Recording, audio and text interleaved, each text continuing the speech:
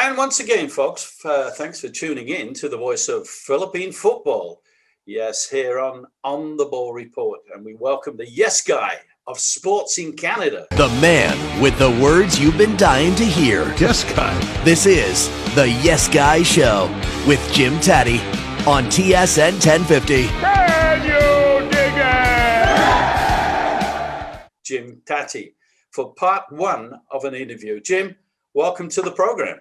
Peter, my pleasure to be here. It's nice to see you after all this time. Thank you. What do you think? I've been locked up then? Well, rumors are out there. I mean, I don't want to add credibility to, idle gossip, but maybe. Well, boy. Well, I've got to tell our viewers, of course, which is growing nicely. We launched last September, Jim, and it's been phenomenal.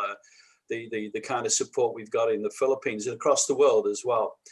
But I got to tell our viewers, Jim covers hockey, basketball, all other sports as well. But I don't really want to waste all the time in telling what he does. It's what he doesn't do we got to find out on part one of the interview. So, Jim, recently you launched a successful Apple podcast, Yes Guy. Explain what Yes Guy is.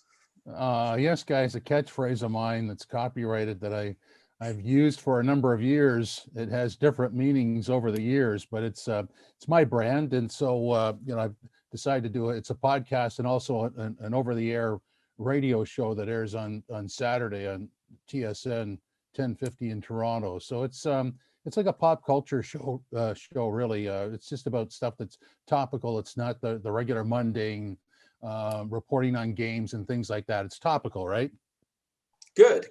So again, I never had the opportunity because I was taking off to do 7,200-mile trip into the Philippines where I was going to relax, play golf. Sure. I lasted 6 months. And yes, Guy, what happens is we launched a football program, which was badly needed here for the national teams, men and women. But I got to congrats on to you as a member of the Burlington, Ontario, Canada Sports Hall of Fame. Boy, I mean, you're getting up in the world.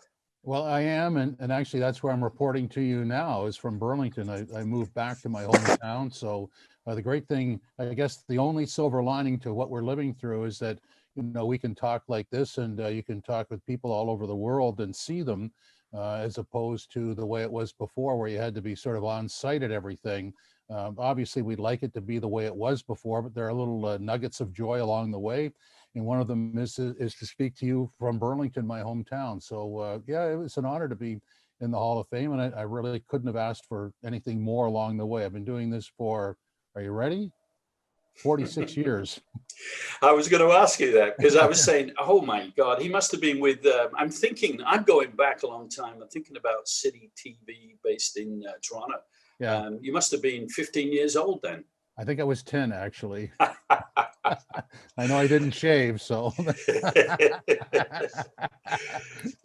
So, Jim, in your opinion, how successful is podcasting becoming? And is it here to stay? Well, I think, I guess one of the bigger challenges in the world today, whether you're doing this type of thing or music or any form of entertainment, is how do you penetrate the marketplace? I mean, there are a lot of podcasts out there. So I would suggest to you that the ones that are topical, the good ones, are the ones that stick to the wall, and the rest, go their merry way, which is sort of the opposite of how it was before, where you had to search out the material, whether it was on your favorite radio or TV station. There wasn't a way to get it on the internet, so you had to search out. Now everything's there, so it's a question of what is good, what's relevant, and how do you keep it that way. Exactly. Jim, we're going to sneak off for a very, very short break, and we'll be back after these messages. It's small, it's fast, it's skillful, and it's played on a basketball court. It's 5 versus 5. It is futsal, the fastest growing sport in the Philippines. Choose your selection of futsal balls from the top Philippines manufacturer, Sunsport Futsal Game Balls. You score every time when you choose Sunsport Futsal Game Balls. Well, welcome back. Our guest is Yes Guy. That's his famous saying, of course, is Jim Tatti. I'm going to tell you, folks, I never got the break in TV until Jim Tatti had to be listening to a sports radio show one day. And he says, oh, maybe we can turn this English guy into something. And of course, something took him almost a year.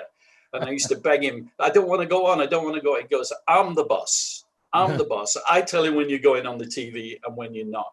And he had this famous office here. I've got to tell you this. You walked into his office. He had a bank of TVs. He'd be watching all the different sports. And he'd say, oh, yes, guy, come in, sit down. And of course, he had this two-seater couch. And he'd sawn the legs off it. So when you sat down, you were looking up at him to this almighty guy, the VP of sports there of Global TV. And you'd be looking up saying, what the hell is going on here? And Jim would be saying, okay, Petey, what's on for tonight? And then, of course, I didn't know what to say. And then he'd say, oh, yes, guy, get out. We'll talk later when we're on the set. But do you know what, Jim? When you go back with all your experience, certainly in radio and TV, more in TV, but radio was a big sort of icing on the cake for you.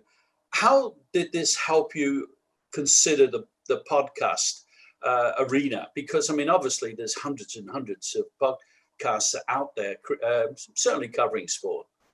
Well, I mean, it was something that was actually created by the pandemic. Like anybody else, I had a pile of ideas in my head, and there wasn't the time to do them. And so during the pandemic, I was, what's the word that we were idled, I guess. I wasn't doing anything, and I wasn't doing anything for 5 or 6 months because my main job is covering the Leafs and Raptors, and they weren't playing. So I didn't have anything to do. And I thought, what could I do to generate some revenue? And I thought, well, let's try this show. And you have to be careful because it's hard to generate money in a pandemic. Not a lot of the businesses are doing well, but we found a way. And, so far we've only done 9 shows. The 10th one is on the weekend.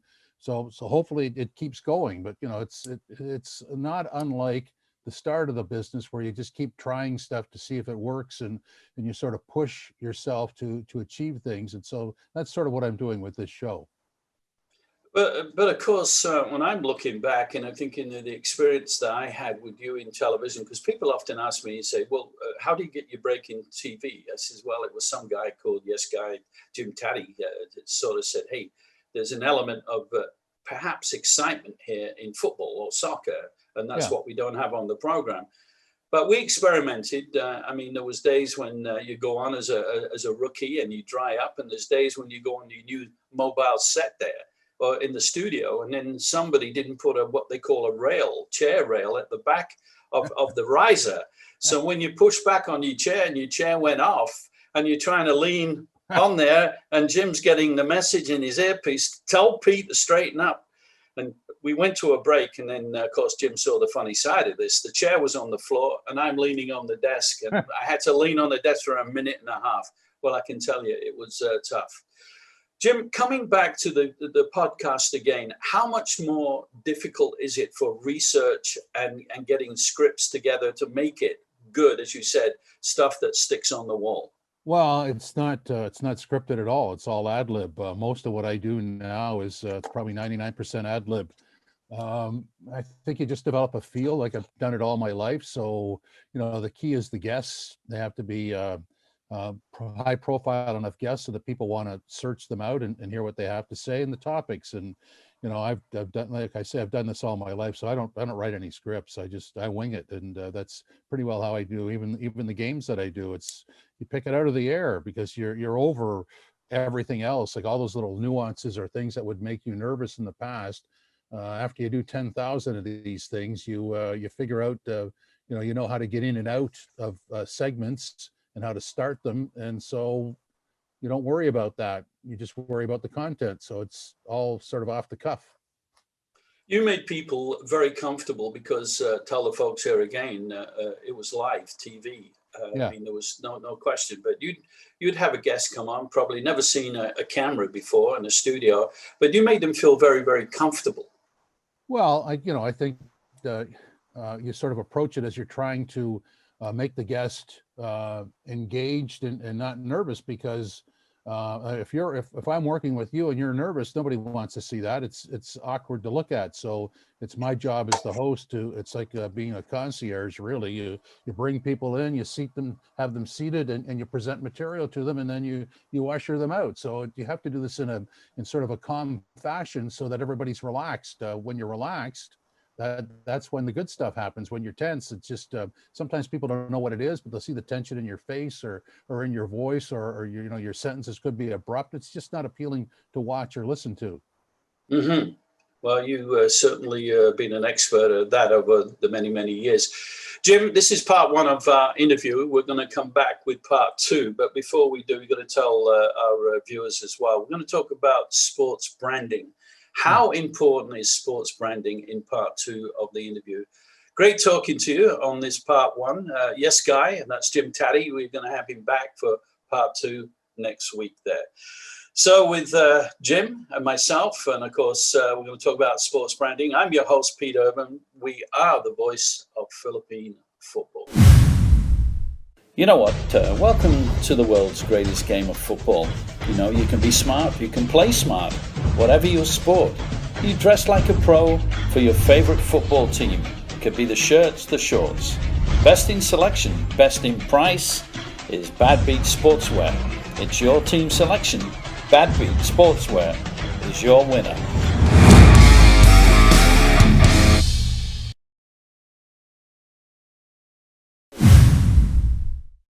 Share, like, subscribe and ring the bell for news, interviews, breaking stories. Thanks for watching On the Ball Report.